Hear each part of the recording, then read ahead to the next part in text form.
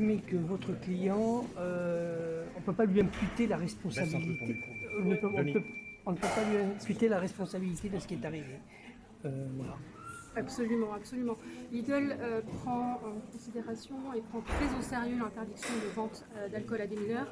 Elle a d'ailleurs mis en place, vous avez pu le constater au cours de l'audience, des procédures très strictes pour empêcher toute vente d'alcool à des mineurs. Et en l'occurrence, en l'espèce de ce dossier, heureusement rien, ne démontre que cet alcool a été vendu à ces deux jeunes adolescents. Rien. Et au contraire même, il est strictement impossible, il est matériellement impossible que ces deux adolescents aient pu effectuer à la fois les achats au magasin Lidl et au magasin Carrefour juste dans le même temps, sachant que si un achat est certain, c'est le second. Donc voilà, c'est pour ça que pour moi la relaxe de la société Lidl s'impose pour cette affaire. Vous dites quelqu'un de majeur aurait pu venir chercher l'alcool, vous n'en apportez pas la preuve. Alors, ce n'est pas à la défense d'apporter la preuve de ce genre de choses, c'est à l'accusation. C'est ce que vous affirmez en tout cas. C'est le code pénal qui l'affirme.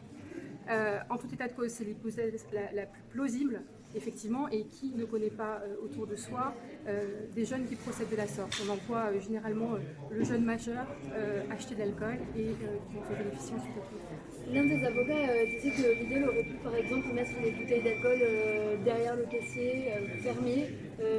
Est-ce que vous pensez que Lidl aurait pu faire davantage? Qu'est-ce que vous répondez à ça? Lidl a fait tout son possible pour respecter cette interdiction de vente d'alcool à des mineurs et aucune faute, encore une fois, n'est démontrée dans ce dossier. Aucune.